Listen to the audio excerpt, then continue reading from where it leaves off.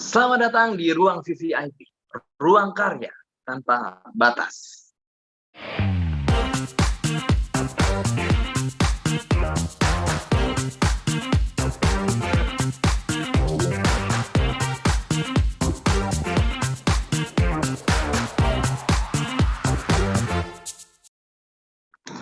Menulis naskah buat sebagian orang adalah kegiatan yang menjemukan, membosankan, atau bahkan mereka sama sekali tidak berpikir untuk bisa melakukannya. Padahal, melalui naskah adalah sebuah pondasi yang kuat untuk kita membuat sebuah pertunjukan. Bahkan banyak pula orang-orang di dunia ini yang sudah sangat termotivasi, tergerak hatinya untuk melakukan sesuatu hanya berdasarkan membaca sebuah naskah. Untuk itu hari ini mari kita mulai belajar membuat naskah secara sederhana.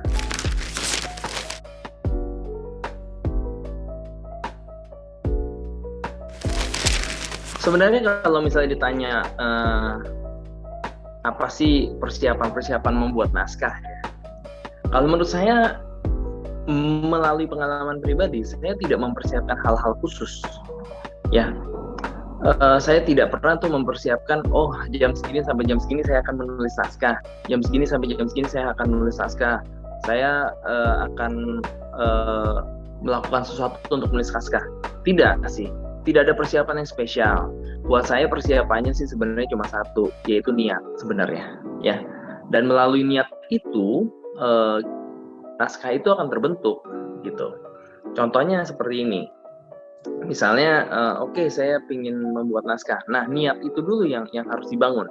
Karena musuh utama dalam membuat naskah itu sebenarnya bukan teori, bukan metode, bukan, tapi adalah musuh utamanya adalah malas. Kalau menurut saya, ya. Tapi anyway, kalau mau dibilang apa sih yang harus dipersiapkan secara minimal, saya bilang begini. Yang pertama, saya suka menulis pakai laptop, maka itu saya siapkan laptop. Ya, laptop kebuka, Microsoft Word udah tersetting dengan rapi, ya kan? Itu yang saya persiapkan. Terus yang kedua, tentu saja saya mulai menulis. Apa yang saya tulis, apa aja saya tulis segala macam sampai ada ide yang nyantol. Nah, itu yang kita kembangkan. Nanti kita akan bahas di pertanyaan selanjutnya mungkin soal ide ini. Tapi buat saya, yang perlu dipersiapkan utama adalah niat dan target. Ya, pokoknya besok harus selesai, atau pokoknya minggu depan harus selesai. Berapa babak, berapa halaman, itu kita targetin, intinya harus selesai. Gitu. Niat dan target. Itu dua hal yang menurut saya paling penting dalam membuat naskah. Yang lain akan mengikuti.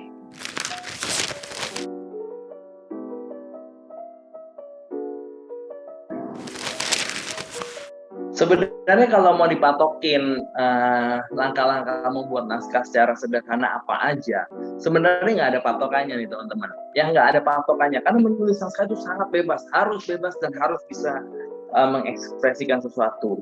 Namun ada kalanya buat teman-teman penulis pemula itu melakukan hal yang seperti itu belum tentu bisa, gitu loh. Maka itu saya sebenarnya merumuskan ada beberapa step dalam membuat naskah secara sederhana. Tapi sekali lagi, pandangan subjektif, ini hanya pandangan saya. Buat teman-teman yang punya metode lain silakan lakukan, gitu. Yang penting itu kena dan cocok sama teman-teman, ya. Kalau saya biasanya begini. Yang pertama itu adalah kita akan mencari sebuah premis atau sebuah ide, gitu, sebuah ide. Ide itu sebenarnya banyak sekali ya, ide banyak banget, gitu loh, tinggal kita tangkepin aja, gitu loh. Tapi merumuskan sebuah ide. Jadi biasanya tuh yang pertama tuh saya akan mencoba meminta teman-teman yang baru belajar menulis itu untuk udah tulis aja apa aja. Tulis aja,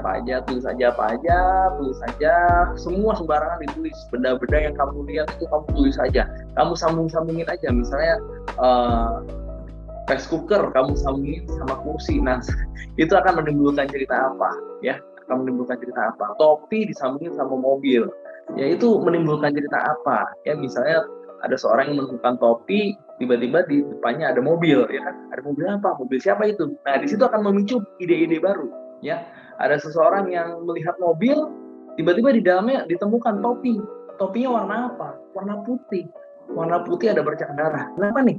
Nah, itu dia. Nah, bercak darahnya bercak darah apa nih? Bercak darah manusia atau bercak darah nyamuk? Nah, ada asumsi-asumsi itu yang akan membuat ide itu menjadi sebuah ketemu gitu. Ketemu di situ ketika kita memadukan dua variabel yang tadinya abstrak, yang kamu lihat aja gitu, kamu coba pikirkan dan menjadi sebuah ide yang tiba-tiba muncul begitu saja, sebuah ide liar yang muncul begitu saja, gitu loh. Bisa dicoba kok teman-teman. Misalnya teman-teman hari sekarang di depan mata lihat apa? Oh, lihat gelas saat ini. Gelas dipadukan dengan mouse. Apa tuh? Mouse komputer. Timbul ide apa nih? Oh, ada gelas pecah karena kesenggol mouse. Apa yang terjadi selanjutnya? Kenapa gelas itu bisa kesenggol sama mouse dan pecah? Apa yang terjadi? Gitu loh. Ya, itu pertanyaan-pertanyaan itu akan dijawab, dan itu metode nomor 1. Begitu kita udah bisa menemukan itu, ke bawahnya akan sedikit lebih lancar. Oke, tadi kita udah ketemu nih sebuah ide cerita dari mouse dan gelas, atau dari topi dan mobil, ya. Nah, dari situ kita mulai beranjak membuat sebuah imajinasi. Ya, semua imajinasi liar yang bisa kita tulis, ya kan? Misalnya kayak tadi mobil dan topi, ya. Di sebuah mobil ditemukan sebuah topi yang ada bercak darahnya. Nah, kita mulai berasumsi nih cerita. Oh, mobil ini ada di ruangan ini. Kenapa ada bercak darah sangat banyak, gitu loh ya? Bercak darah sangat banyak, menimbulkan asumsi macam-macam. Oh, polisi dipanggil segala macam, melakukan penyelidikan, CCTV diperiksa segala macam. Itu mulai berkembang menjadi sebuah cerita. Nah, step kedua itu adalah kita mulai melakukan imajinasi liar pada ide kecil yang tadi kita dapat. Ya, melakukan imajinasi sangat liar, apapun bisa ditulis, ya. Imajinasi liar akan jadi step cerita pertama. Nah, tadi cerita polisi itu, ya, cerita bagaimana mereka akan menyelidiki ini darah siapa, gitu loh. Dan nggak cuma satu. Kalau menurut kamu ini udah oke untuk dijadikan sebuah cerita, lakukan yang ini. Tapi kalau menurut kamu saya butuh 2 pilihan, ya udah coba aja. Yang pertama ini, yang kedua mobil dan topi. Oke, di sebuah mobil, ya, ditemukan sebuah topi, ya. Sekali lagi ceritanya seperti itu. Ya kan, ternyata di topi itu ada sebuah pesan, ya kan, ada sebuah pesan. Tolong kembalikan ini ke pemiliknya. Nah, apa tuh ceritanya coba? Teman-teman bisa teka. Tolong kembalikan ini ke pemiliknya. Kebetulan yang menemukan memang nganggur dan punya banyak uang. Wah, ini tantangan nih. Ya udah, ayo kita coba cari, kita selidikin. Ya, petualangan akan dimulai. Gitu loh. Itu step kedua, teman-teman. Ya, you bisa pilih antara cerita misteri ini atau cerita adventure ini. Kamu mau nulis yang mana? Gitu loh. Mana yang lebih asik dan lebih merangsang buat kamu? Gitu loh. Itu step kedua. Jadikan premis sederhana dari dua benda itu menjadi sebuah ide story yang menarik dan menggelitik untuk ditulis. Nah, kalau udah jadi seperti itu, tentu saja teman-teman sudah punya sebuah story yang kamu pilih. Oke, misalnya story-nya itu adalah story adventure nih. Aku pilih yang adventure nih karena pingin banget berimajinasi macam-macam di adventure. Atau kita pilih yang misteri nih karena kita pingin banget jadikan ini twisted story di belakang. Udah, mulai aja tulis secara liar, bentuknya begini, seperti ini. Endingnya apa nanti? Endingnya apa? Misalnya adventure tuh endingnya ternyata nggak ketemu. Ya kan, nggak ketemu bukan karena emang nggak nyari, udah dicari nggak ketemu, ya nggak ketemu wujud orangnya, tapi ketemunya ternyata di sebuah pemakaman, dia sudah dikubur. Ya, ada twist story-nya, mungkin endingnya ternyata dia adalah saudaranya dia. Nah, bisa jadi seperti itu. Jadi inilah yang perlu kita tulis, Misalnya cerita misteri, ya, cerita misteri ini kamu udah tulis segala macam, polisi melakukan penyelidikan dan bla bla bla dan bla bla bla segala macam. Ternyata itu adalah darah dia sendiri, misalnya, ya kan, whatever, pokoknya tulis, endingnya juga ditulis, ya. Dari sebuah cerita abstrak ini, teman-teman akan mulai melakukan sebuah, kalau yang menurut saya, melakukan pembabakan, ya. Dalam penulisan teater itu kan pembagian act atau setting itu menjadi penting, ya. Coba dari sebuah cerita yang udah ditulis tadi, ya, itu mulai ditulis babak 1, adegan di dalam mobil, di dalam settingan mobil atau di lapangan parkir ya, ditemukan sebuah topi. Ya mungkin mobilnya nggak perlu diperlihatkan nanti dalam penyutradaraan, tapi intinya di dalam topi ini, di dalam mobil ini dia nemuin sebuah topi. Ya adegan pertama itu.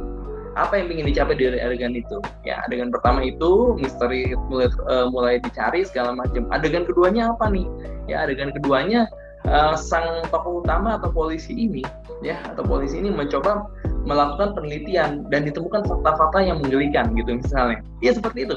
Lakukan sampai habis adegannya. Mungkin adegannya bisa sampai 4 adegan atau 5 adegan ya di dalam satu itu. Nah, begitupun dengan yang adventure. Ya, yang pertama ditemukan topi sama di lapangan parkir. Topi siapa? Ya tentunya tone-nya akan sedikit berbeda ketika kita ingin bikin drama adventure sama drama misteri gitu loh. Ya, tone-nya akan sedikit berbeda nanti. Tapi itu nanti dalam penulisan dialog ya. Tapi tone-nya berbeda. Di sini udah mulai dirancang ya. Oh, ini ditemukan topi apa ya segala macam ya, terus dia punya teman-teman yang juga punya jiwa petualang. Adegan pertama itu intinya.